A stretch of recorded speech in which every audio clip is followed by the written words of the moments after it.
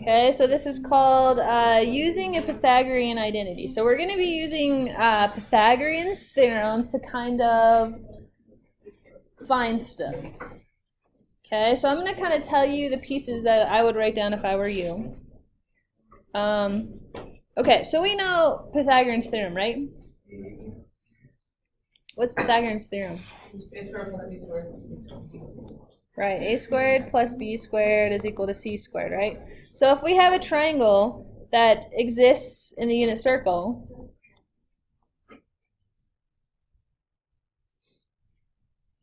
we can re-identify these pieces, right? So let's just say a, b, and that's c, right? So now if we're thinking that as x's and y's and r's, can we rewrite this and say that that would be the same as x squared plus y squared is equal to r squared, right? Yeah. Okay, so that's the piece that we're kind of thinking about today. Wait, there's still people talking again. Thank you, appreciate it. Okay, so in the last section, you wrote down somewhere like the cosine of theta is equal to x, right? Okay, so again, we're using the unit circle. So our r on the unit circle is a length of 1. Okay, so we know that cosine is usually x over r, but since we're talking about the unit circle, the cosine is going to be straight up x. Okay, we also know that the sine of theta is y. So they also told us that the tangent is y over x. So that's not new information at this point, right? No. Nothing new. So if we take that and say, well, if tangent is y over x, and y is sine, and x is the cosine, we can conclude that the tangent is the sine of theta over cosine. I'd write that down in my notes. I bet you don't have that yet. Okay, so that's just an identity. It is just simply a substitution piece. Okay. So far, we haven't used a Pythagorean identity.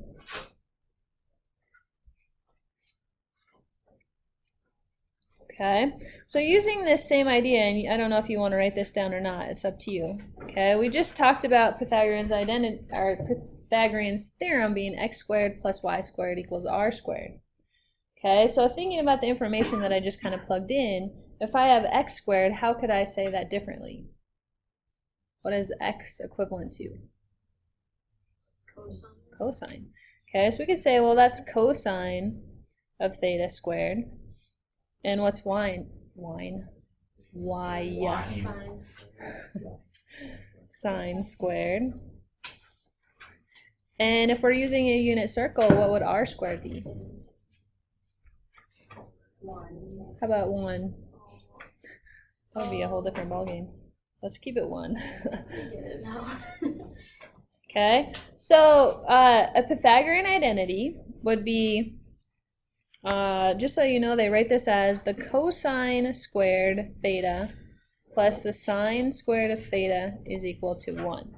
Okay, so this is, notice the notation of where the squares go. Okay, when you square a trig function, the little squared goes immediately after the trig ratio and then the angle follows, which to me seems a little confusing.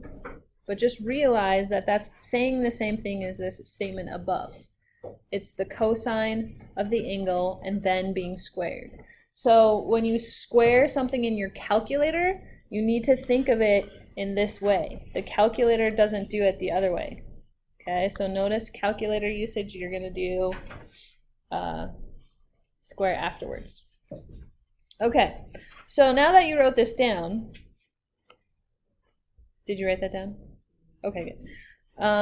We can kind of take that theorem and solve for sine or cosine depending on which one we want to find. Okay, so would you agree that if I was going to isolate my sine, all I would have to do is subtract the cosine and then square root it? Okay, so you might write that down this piece. Okay, I don't know if it's necessary or not. It just is getting you there, so it's one less step that you'd have to do later. Okay.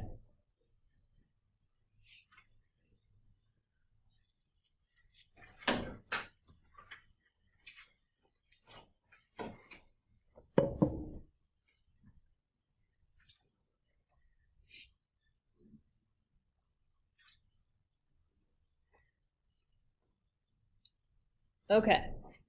Example. So this is what you're going to do today. This is the only thing we're going to talk about is this little scenario. Okay, so they're going to give you a trig value. Oh, sorry, my bad. How's that? Good enough? Okay, so they're going to say the sine or the cosine, depending which one they choose, is some value. They're going to say the angle has to exist between two values, so they'll give you a region where the angle can exist, and then they'll tell you what to find. Okay, so the first thing that I want to do is I want to draw a picture of what this could potentially be. Okay. Should I give everybody a second to write this all down? The whole thing. I would just write the given first statement. Given that the sine of theta is 0.766, where the angle has to exist between 0 and pi over 2, find the cosine of theta.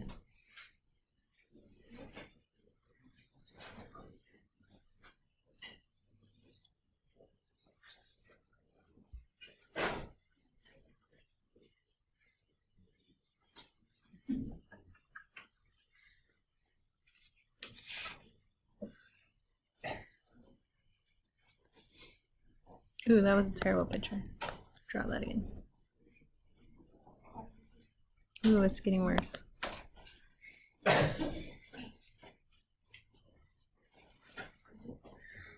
Okay, so let me explain to you what this means. Okay, so I just drew a unit circle. Would you guys agree with that? It's pretty circular. It has a radius of 1. Okay, so if it has a radius of 1, then would you agree that this point right here is 1, 0, right? And this point up here is 0, 1, right? And this point way to the left is -1, 0. And my last point would be 0, -1, right?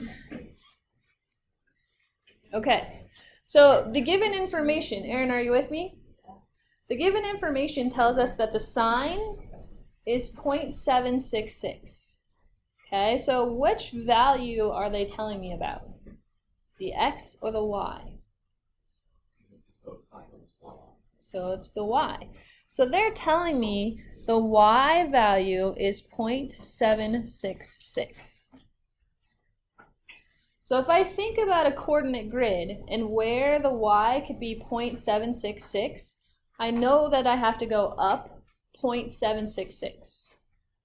Okay, so if I think about that, halfway, that's about 0.5. So 0.766 would be, let's say, right about there. Whoops, I didn't mean to erase that. Hold on.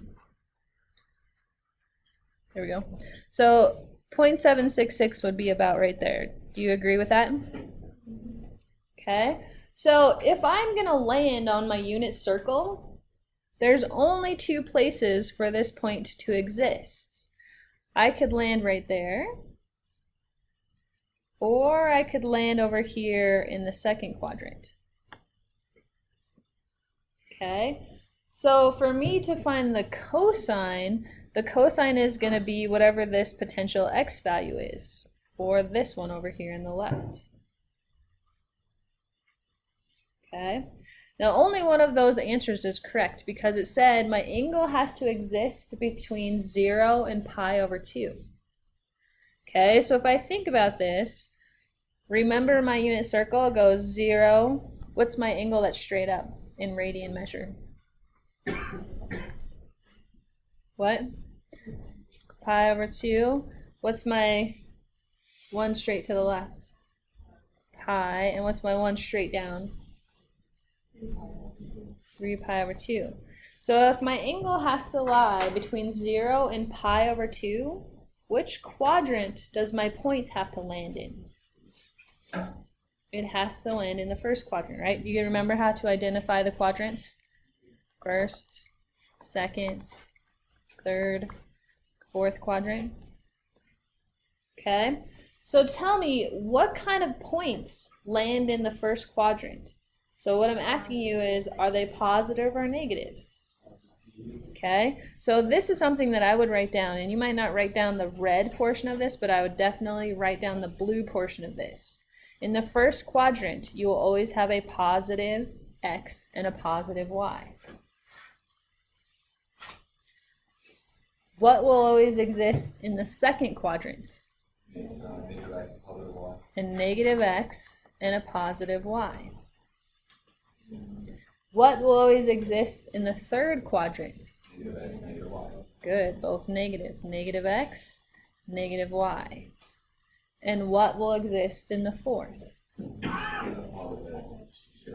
Positive x, negative y. Okay, so we know that my cosine, my x value, is going to be what again? Positive or negative? Positive, because it's in the first quadrant. Okay, so notice the work that they did. So they used the Pythagorean identity in order to find the sine. Okay, so they used the fact that the cosine is the square root of 1 minus sine squared. They simply plugged the value of sine into the sine, so 0.766, typed it into the calculator, and you can verify that if you'd like. It would be 0.643, and we know that since it lands in the first quadrant, that the cosine will be about 0.643. So pieces you might write down in your notes are this algebraic pieces. Okay. I'll give you a second to write that down and then we'll do one together.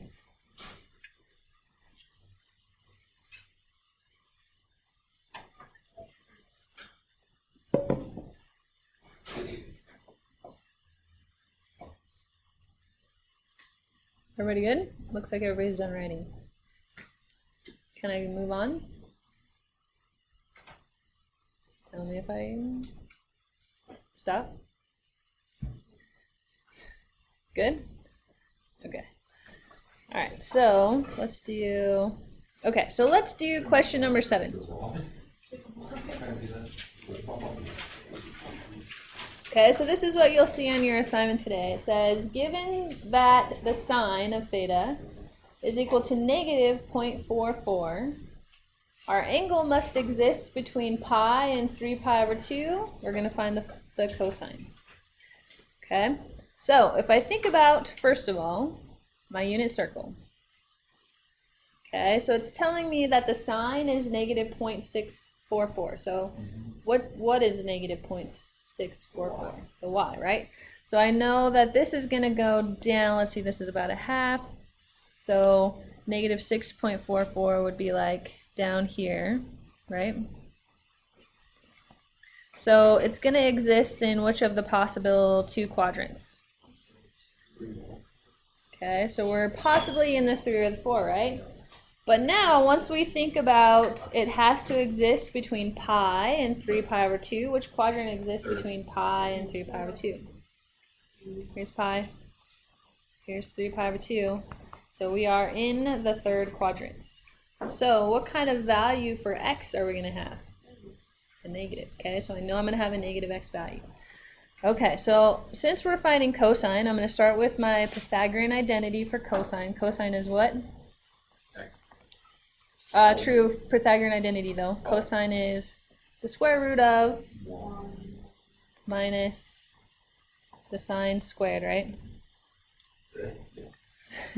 Okay, so we're going to do, since my sine value is negative 644, I'm going to plug that in. Okay, so you're going to grab your calculator and you're going to just type that in as we see it. So let's clear that out.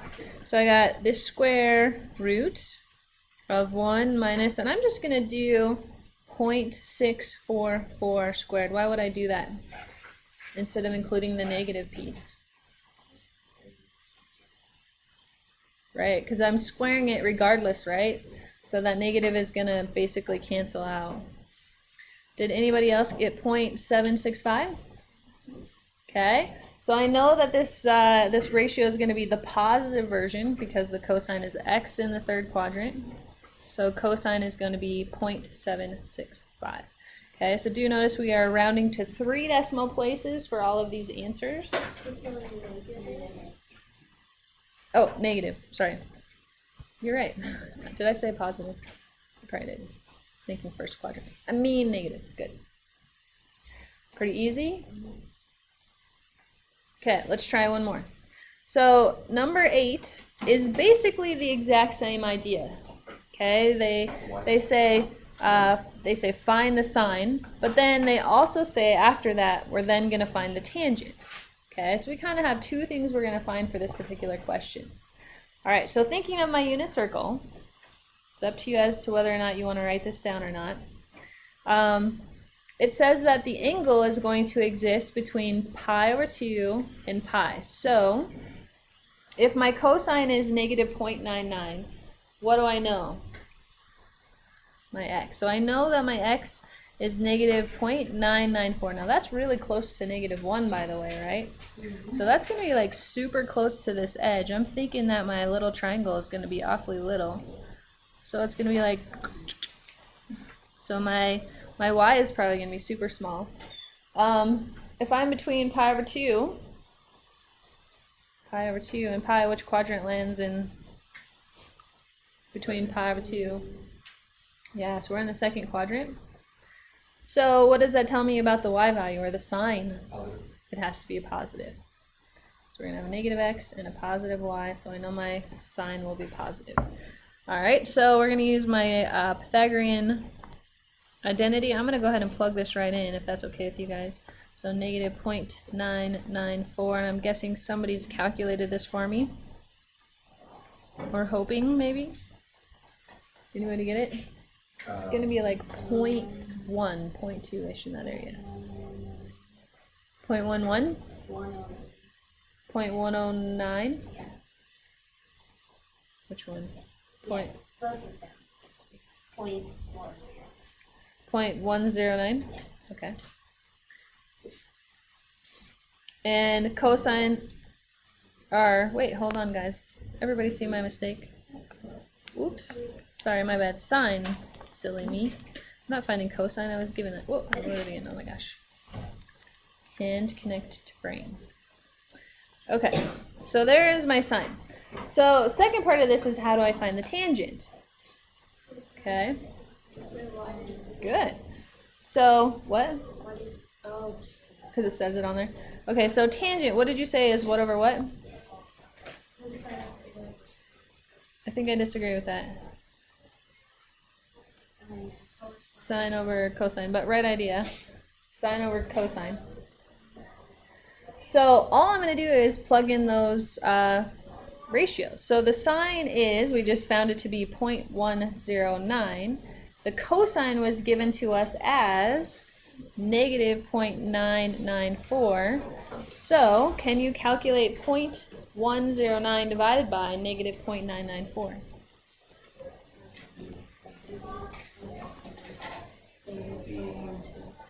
1, 2. Anybody agree with that? Uh-oh. 1, 0. Oh, 1, 1? Well, I just Oh. because there's 1, 1, 1, 5? Oh, so 1, 1, 5. So 3 decimal? 1, 0. Okay, let's try it. 0.109 divided by negative 0.994. Oops, 9. Did you miss the 9 like I just about did? So I would call that 0.19 or 0.12 because that 9 is going to round up, right? Wait, I mean 1. Good Lord. I can do math, guys. I'm hoping so. All right. So are we okay with that? Minus my attempts to try to confuse you? All right.